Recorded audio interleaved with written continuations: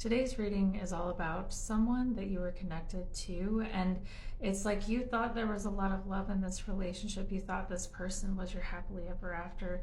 You thought you were going to be safe in this connection, that you would be loved, and that your heart and yeah, that you would be nurtured and cared for. And so you didn't hold yourself back in allowing yourself to pursue this person, allowing this person to pursue you.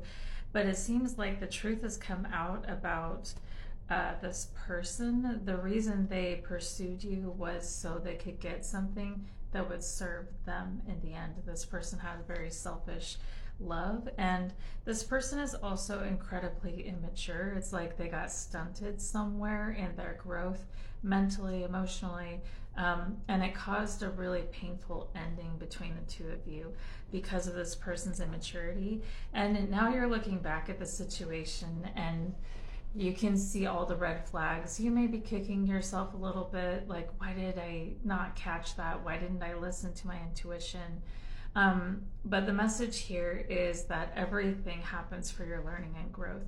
And so don't be beating yourself up about this. Think about how much you've learned from this experience. Think about who you've become and what it is that like how much stronger you are because of this and how much wiser you are.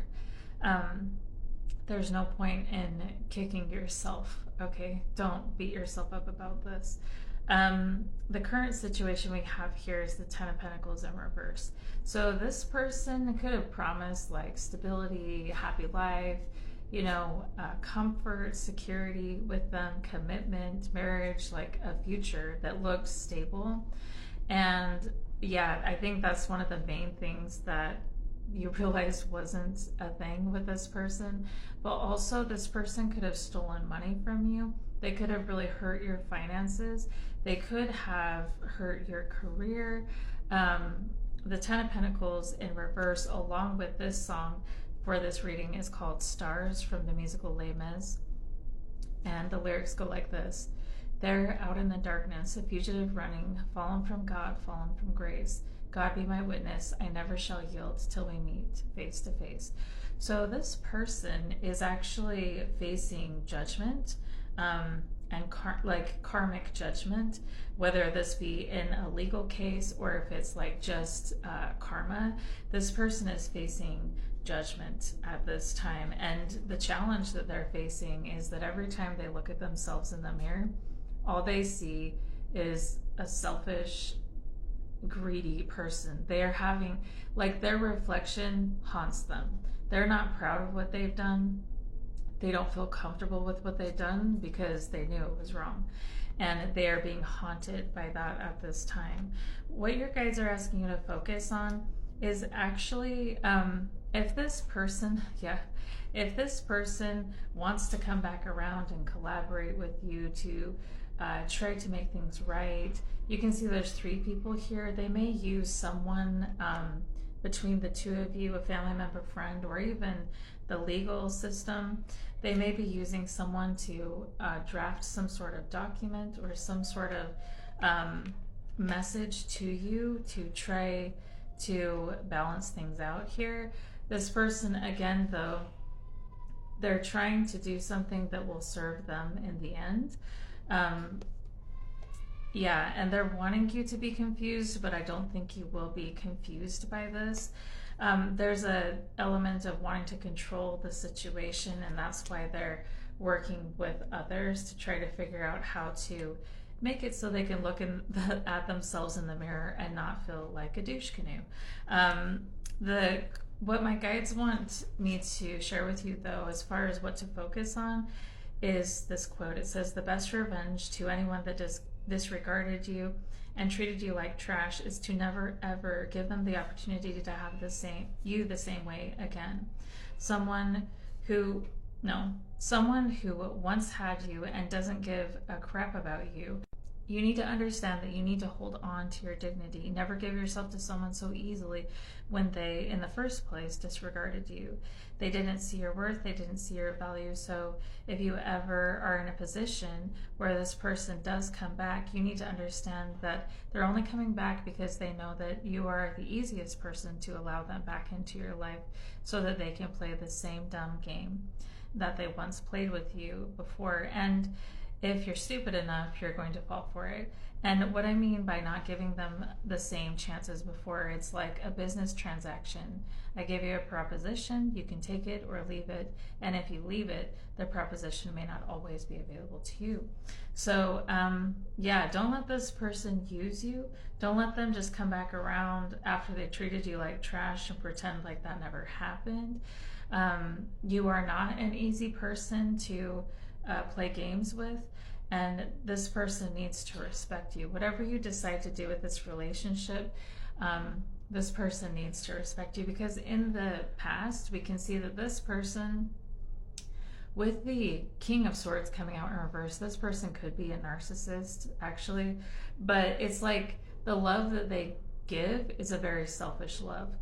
They love in a way that, you know, they'll love and do kind things or whatever if there's an outcome, the final outcome benefits them some way. And that's how this person loved you, and I think you see that now.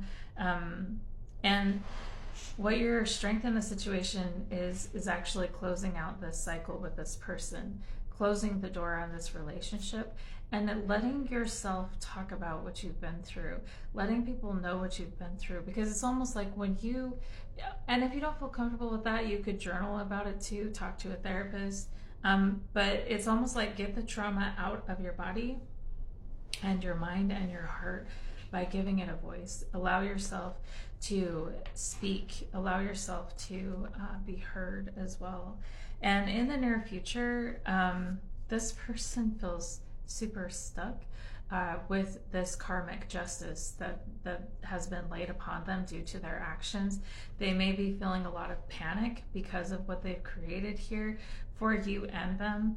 And it's kind of like, yeah, because they don't have the second chance with you, it's almost like they need that second chance to be able to escape this karmic justice. But since you're not giving that to them, they're in panic about, you know, what it is that they've manifested, what it is that they've created. And my guides wanted me to share a poem with you as far as the suggested approach goes. I am not saying anyone here is a people pleaser, but I'm going to read this poem. It's by Celia on TikTok, and take it as it resonates. It says, I used to be a people pleaser, and you know what I learned? That the people pleasing only pleases the same way the sun has burned. When you've been outside too long, you think it'll be fine, that you've got some sunscreen, that you've made your choices. Now it's time for mine. I used to be a second chance type of person, the benefit of the doubt, and all I learned was who mistrust was inspired about. Mr. Something or other mistakenly thought that he could embarrass and humiliate me, and then was surprised when I would actually leave. What can I say? I used to be trusting. That never worked out anyway, because you write of me like you think I write about you, but I write to describe him like you wish I was still somebody that you knew, in response to a journal entry where I never signed his name. So you take it as your own, as if I'm the one to blame. My diary must have fallen onto the floor into your hand. You flip through the pages thinking you completely understand, trace through every letter like there's a hidden meaning behind, locked away with a key only your voice could find. Have you found it? Meaning that this all could mean as you suddenly get a paper cut and then pretend you haven't seen. Then I enter the room. The diary is in its place, but something seems different. Used in front of my face, so I write about people and how I aim to please until my legs fall asleep and there's marks on my knees. I trap emotion like it's waiting to be found, like I'm holding back a tape recorder, like I know you'll eventually make a sound. So I put the wrong places, the wrong flowers, the wrong rhymes, placed so meticulously to find the deceit in your lies. Always one step ahead, one rose petal left behind. They ask me why I have trust issues. You were the first person that came to mind, like you were the sun that I wanted to know until I realized exactly where it is that you would go. So if this person tries to reconcile, I'm picking up a lot from that poem. I'd be interested to hear what you have to say. But they're saying, keep record of what this person says, catch them in their deceit, and protect yourself from this person.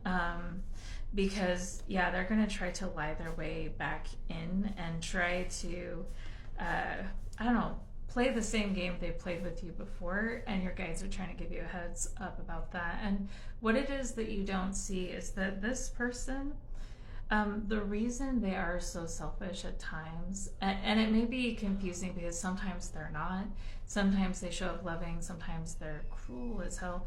And this person actually, take this as it resonates, because I'm not a doctor and I can't diagnose anyone of anything, but this person may have a mental imbalance, and they wanted me to share these 4 types of mania so you can see kind of like if this is relevant to your situation.